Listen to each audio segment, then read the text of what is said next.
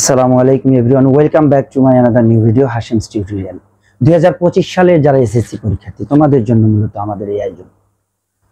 আজকে তোমাদের জন্য আমি 2024 সালে সেট এবং ফাংশন থেকে যত প্রশ্ন এসেছে, যত বোর্ড কোশ্চেন হয়েছে সবগুলোর একটা একটা করে ধরে আমি করানোর চেষ্টা করব। প্রথমে আমি যে বোর্ডটা নিয়ে কাজ করব সেটা হলো দিনাজপুর বোর্ড 2024। তো চলো দেখি দিনাজপুর বোর্ড 2024 সেট ও ফাংশন থেকে কোন প্রশ্নটি এসেছে। a সমান x such that x belongs to n, x belongs to n এবং x square minus 5x plus 6 equal to 0। এটা একটা সেট গঠন পদ্ধতির সেট দেওয়া আছে। সাধারণত এই ধরনের সেট যদি প্রশ্নে দেওয়া থাকে তাহলে এটাকে তালিকা পদ্ধতিতে প্রকাশ করতে বলা হয়। এবার আসো বি নাম্বার কোশ্চেন আছে, বি নাম্বার সেটে দেওয়া আছে x belongs to n such that x মৌলিক সংখ্যা এবং x less than 11। এখানে বি নাম্বার সেটে আরেকটা প্রশ্ন দেওয়া আছে যেটা সেট গঠন পদ্ধতিতে। এই গঠন পদ্ধতির সেটটাকে আমরা যখন তালিকা পদ্ধতিতে প্রকাশ করব তখন তার শর্তটার দিকে আমরা দেখব। তার শর্তে বলা আছে কি যে x হলো মৌলিক সংখ্যা এবং স্বাভাবিক সংখ্যা এবং যে x এর যে মান হবে সেটা হবে 11 এর চেয়ে ছোট। এবার আসো সি নাম্বার কোশ্চেনে তালিকা পদ্ধতির একটা সেট দেওয়া আছে এবং একটা ফাংশন দেওয়া আছে fx = 3x + 1/3x - 1 এবং নিচে তিনটা প্রশ্ন দেওয়া আছে। প্রথম প্রশ্নে বলা আছে এই সেটটিকে তালিকা পদ্ধতিতে প্রকাশ করো। দ্বিতীয় প্রশ্নে বলা আছে যে দেখাও যে p of b intersection c এর উপাদান সংখ্যা 2n কে সমর্থন করে। অর্থাৎ কোন পাওয়ার সেটের উপাদান সংখ্যা সেটা 2n কে সমর্থন করে কিনা সেটা যাচাই করতে হবে। আর যেখানে n হচ্ছে b ইন্টারসেকশন c এর উপাদান সংখ্যা।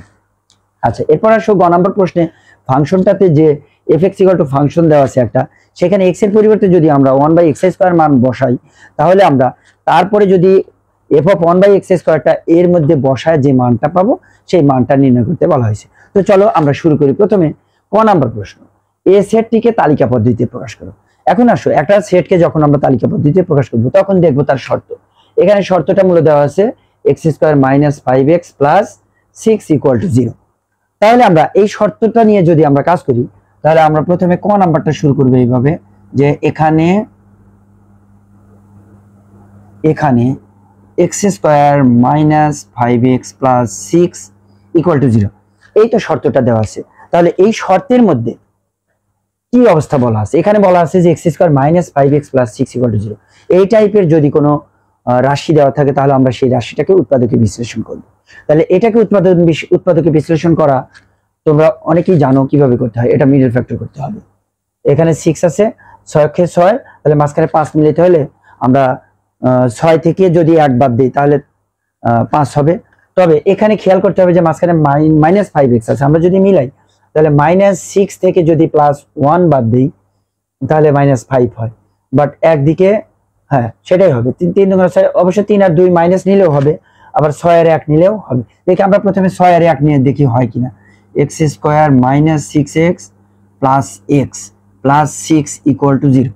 দেখো আমরা যদি 6 আর 1 এই দুইটা যদি নেই তাহলে এখানে একদিকে মাইনাস আসছে আর একদিকে প্লাস, তাহলে এই বিভাজনটা নেওয়া যাবে না। তাহলে কি নেব আমরা? 3 × 6, অর্থাৎ 3 আর 2 যে 5 হয় আমরা সেটা নেব। তাহলে আমরা এই লাইনটাতে প্রথমে আমরা দেখব যে আসলে আমরা দুই ভাবে চেষ্টা করব, একভাবে নিলে কিন্তু ভুল হচ্ছে। তাহলে আমরা দেখলাম যে ওইভাবে নেওয়া যাচ্ছে না, তাহলে আমরা এইভাবে নিই যে x² - 3x - 2x + 6 = 0, অর্থাৎ 3 × 6, আবার 3 আর 2 5, এখানে দুইটাই মাইনাস। তাহলে আমি যদি প্রথমে x কমন নেই তাহলে x - 3 - 2 কমন নিলে x - 3। তোমরা যারা একদম কম বোঝো অঙ্ক তাদের জ্ঞাতার্থে বলি যে প্রথমে আমরা যে উৎপাদকে বিশ্লেষণটা করবো এটাকে মিডল ফ্যাক্টর বলে, অর্থাৎ এই মধ্যপদটাকে আমরা মিলাবো যোগ বিয়োগ করে। তাহলে 6 আর এখানে x² এর সহগ 1 আছে, 6 এর 1 যদি গুণ করি 6 অক্ষে 6। এখন মাঝখানে 6 এর উৎপাদকে বিশ্লেষণ করলে আমরা পাই কি 3 × 6, 3 আর 2 যোগ করলে 5 হয় আর 3 × 6 হয়। আবার 6 এর উৎপাদক 6 আর 1 হয়, তবে 6 আর 1 নিলে একটু সমস্যা হচ্ছে। তোমাদের দেখলাম যে আমরা প্রথমে মাইনাস আসে বাট পরে আসে প্লাস, সুতরাং এখানে 3 আর 2 কি 6 আর 1 নেওয়া যাবে না। তাহলে আমরা 3 আর 2 নিয়ে উৎপাদকে বিশ্লেষণ করব। তাহলে দেখো 3 × 6 আর 3 আর 2 যোগ করলে 5, তাহলে এই দুইটার মধ্যে আমরা যদি x কমন নেই তাহলে x² থেকে x কমন নিলে থাকে x, আর -3x থেকে x কমন নিলে থাকে -3। এবার -2x + 6 থেকে যদি আমি -2 কমন নিই তাহলে থাকে x, আর যেহেতু -2 কমন নিয়েছি তাহলে -2 দিয়ে 6 কে ভাগ করলে -3, -2 যেহেতু কমন নিয়েছি তাহলে -2 দিয়ে 6 কে ভাগ করলে এই যে দেখো -2 দিয়ে যদি আমি 6 কে ভাগ করি তাহলে 3 দুগুণা 6, এই যে -3 থাকে, সেই জন্য -3। এখন দেখো কত হয়, x - 3 x - 3 কমন, সাথে x - 2 সমান 0। এই হলো আমাদের দুইটা উৎপাদক হলো। তাহলে এই দুইটা উৎপাদক থেকে আমরা জানি যে কিভাবে লিখতে হয়, প্রথম উৎপাদক সমান 0 অথবা দ্বিতীয় উৎপাদক সমান 0, এটা আমরা জানি। তাহলে আমরা লিখবো হলো হয় x - 3 = 0 অথবা x - 2 = 0। therefore x = 3 অতএব x = 2। তাহলে এইখানকার যে শর্তটা, এই শর্ত থেকে আমরা দুইটা x এর দুইটা মান পেলাম। কি কি পেলাম? 2 আর 3। তাহলে x belongs to n, x হলো স্বাভাবিক সংখ্যা, দুইটাই স্বাভাবিক সংখ্যা এবং এই সেটের উপাদান, অতএব নির্ণয় সেট a সমান 2, 3। এটাই আমাদের a সেটটিকে তালিকা পদ্ধতিতে প্রকাশ করা হলো। নিশ্চয়ই তোমরা ক নাম্বার অঙ্কটা বুঝতে পেরেছো। এবার আসো খ নাম্বার কোশ্চেন। আমরা খ নাম্বার কোশ্চেনটা যখন করব তখন আমাদের বি সেটটাকেও বের করে নিতে হবে। খ নাম্বার কোশ্চেনে বলা আছে power of B intersection C, power of B intersection C. খ নাম্বার কোশ্চেনে বলা আছে দেখাও যে power of B intersection C এর উপাদান সংখ্যা 2n কে সমর্থন করে। এবার আসো যে আসলে উপসেট বুঝতে হবে তোমাকে, একটা সেটের উপসেট। প্রথমে আমরা দুইটা সেট নিয়ে নিই, বি সেট এবং সি সেট। তাহলে আমরা বি সেটটাকে প্রথমে তালিকা পদ্ধতিতে প্রকাশ করে নিই। তাহলে এখানে দেওয়া আছে বি সমান, দেওয়া আছে বি সমান x belongs to n such that x মৌলিক সংখ্যা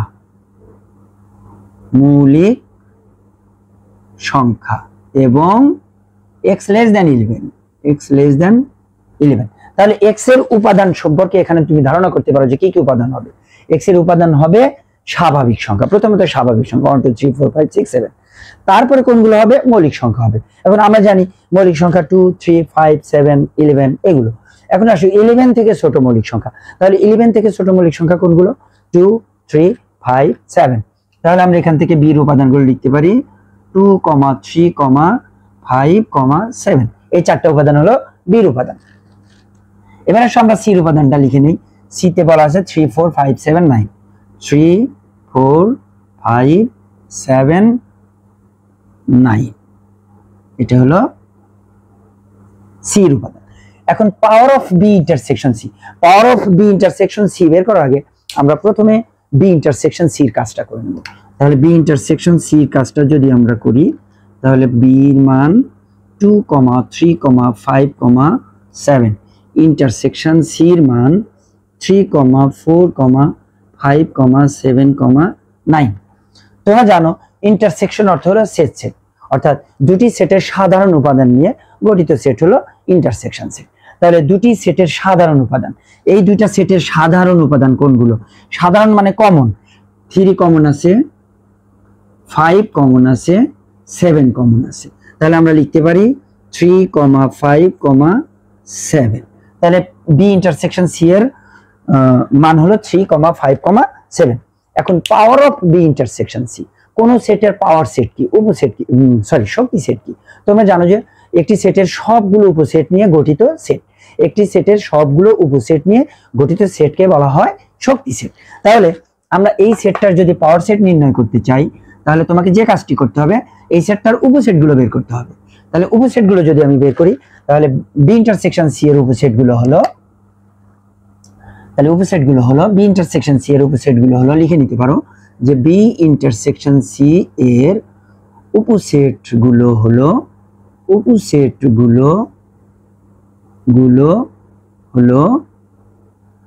প্রথমে তুমি তিনটাই নিতে পারো উপসেট প্রথমে তুমি তিনটাই নিতে পারো। তাহলে 3 5 7, তারপর দুটো করে নিলা 3 5 3 7 5 7, দুটো করে নিলে দেখো একটা সিকোয়েন্স ঠিক রাখবা যে 3 5 তারপর 3 7 তারপর 5 7, ওকে, এরপর সবগুলো সেপারেট করে আলাদা আলাদা মান নিবা। প্রথমে 3, তারপর 5, তারপরে 7। তাহলে কয়টা হলো? 1 2 3 4 5 6 7টা। আমরা জানি এখানে সেটের উপাদান সংখ্যা হলো 3টা, তাহলে আমাদের হতে হবে কয়টা?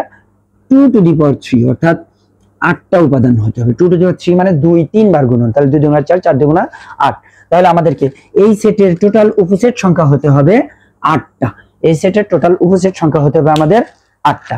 সো এখন আসো আমরা তাহলে আরেকটা উপসেট নেব, হলো ফাঁকা সেট। অর্থাৎ এই ফাঁকা সেট প্রত্যেকটা সেটের উপসেট। এটা তোমরা জানো যে প্রত্যেকটা সেটের কমন উপসেট, প্রত্যেকটা সেটের একটা সাধারণ উপসেট হলো ফাঁকা সেট। তাহলে টোটাল আমাদের 8টা উপসেট পাওয়া গেল। এখন আসো power of B intersection C. তাহলে দেয়ারফর আমি লিখতে পারি therefore power of B intersection C, অর্থাৎ উপসেট গুলা নিয়ে গঠিত সেট। আচ্ছা, আগে উপসেট গুলো নিয়ে আমরা 3, 5, 7, তারপরে 3, 5, তারপরে 3, 7, তারপর 5, 7, তারপর 3, 5, 7 ফাঁকা সেট। উপসেট গুলা নিলাম। এখন উপসেট গুলো নিয়ে গঠিত সেট। তাহলে সেট মানে আমরা শেষে সেকেন্ড ব্র্যাকেট দেব, প্রথমে সেকেন্ড ব্র্যাকেট দেব। তাহলে প্রথমে একটা সেকেন্ড ব্র্যাকেট, শেষে একটা সেকেন্ড ব্র্যাকেট। তাহলে উপসেট গুলো নিয়ে গঠিত সেট হলো পাওয়ার সেট। এটাই অ্যান্সার। এটা হলো পাওয়ার সেট। এটা হলো আমরা পাওয়ার সেট বের করলাম। এখন পাওয়ার সেটের উপাদান সংখ্যা কত বলছে যে দেখা যে পি অফ বি ইন্টারসেকশন সেটের উপাদান সংখ্যা 2 টু দি পাওয়ার n কে সমর্থন করে। তাহলে দেখি এখানে পাওয়ার সেটটার আমাদের উপসেট সংখ্যা কত। পাওয়ার সেটটার উপসেট উপাদান সংখ্যা কয়টা? 2 টু দি পাওয়ার n কে সমর্থন করে কিনা দেখি। তাহলে পি অফ বি ইন্টারসেকশন সেটের উপাদান সংখ্যা হলো 1 2 3 4 5 6 7 8টা। তাহলে সুতরাং পি অফ লিখতে পারি পি অফ বি ইন্টারসেকশন সেটের উপাদান সংখ্যা equal to 8, equal to 2 to the power 3, equal to 2 to the power n। অর্থাৎ বলা যায় যে পি অফ বি ইন্টারসেকশন সেটের উপাদান সংখ্যা 2 টু দি পাওয়ার n কে সমর্থন করে। তাহলে আমরা বলতে পারি যে অতএব P of B intersection set এর উপাদান সংখ্যা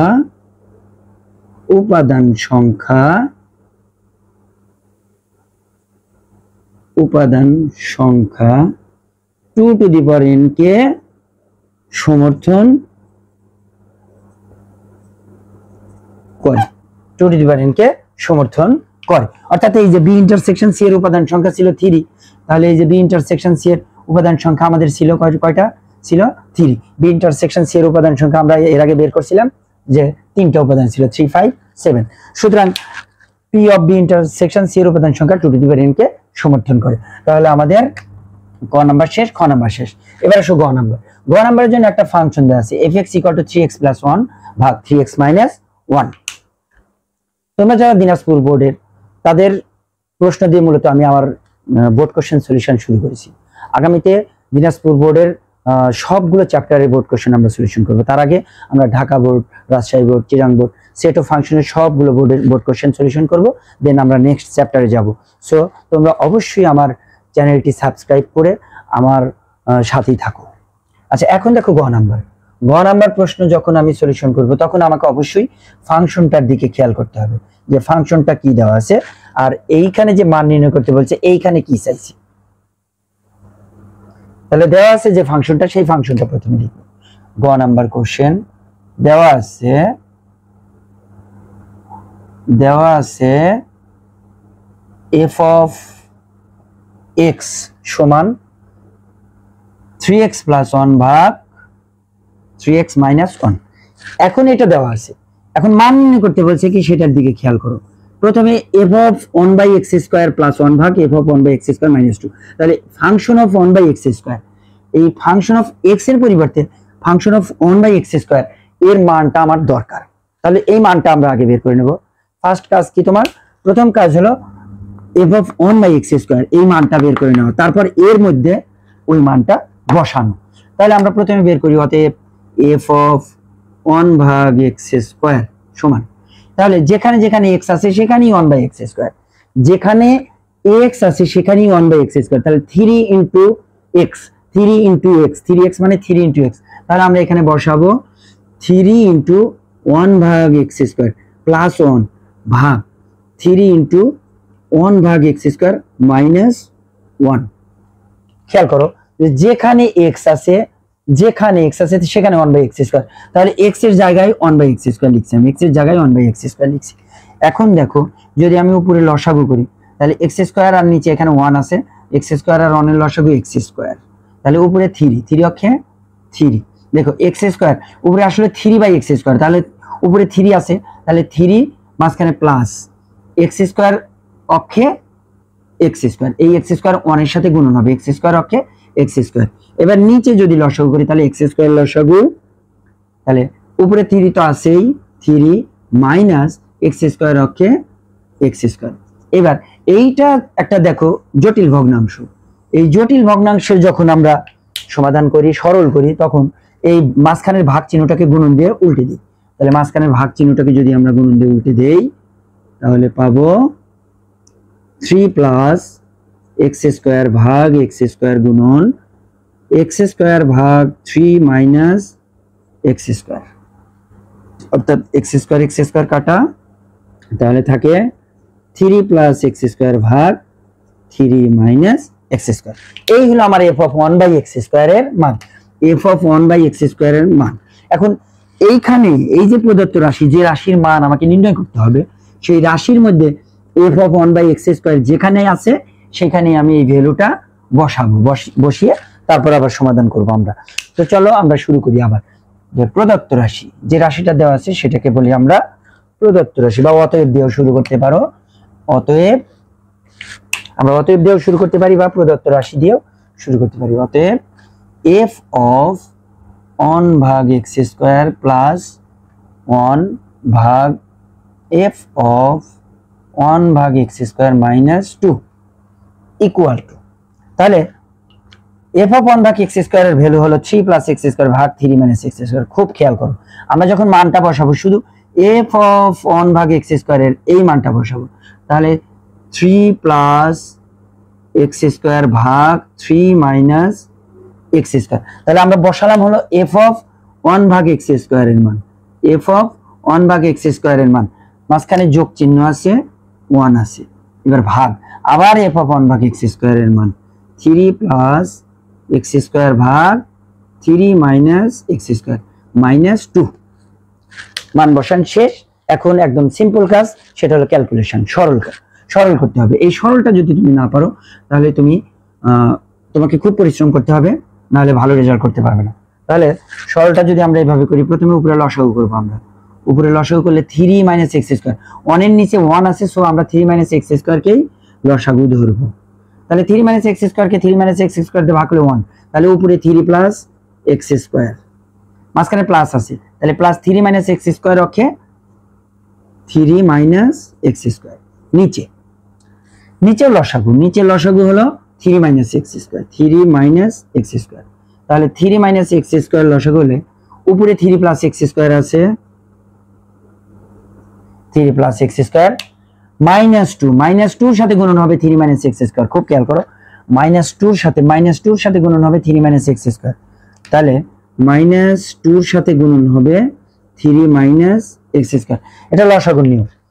যখন এই যে 2 নিচে আসলে মনে মনে 1 আছে, তাহলে 3 মাইনাস x স্কয়ার 1 দিয়ে যদি আমি এটাকে ভাগ করি এটাই হয়, তাহলে এইটা গুণন হবে 2 এর সাথে, তাহলে 2 ইনটু 3 মাইনাস x স্কয়ার। তাহলে আমরা যদি গুণন করি, উপরে কাটাকাটি করলে x স্কয়ার কাটা, 3 আর 3 যোগ করলে 6, নিচে 3 মাইনাস x স্কয়ার, নিচে তার নিচে আমরা একটু বড় করে লিখি, তাহলে 3 প্লাস x স্কয়ার মাইনাস 3 দুগুণা 6 মাইনাস মাইনাসে প্লাস x স্কয়ার,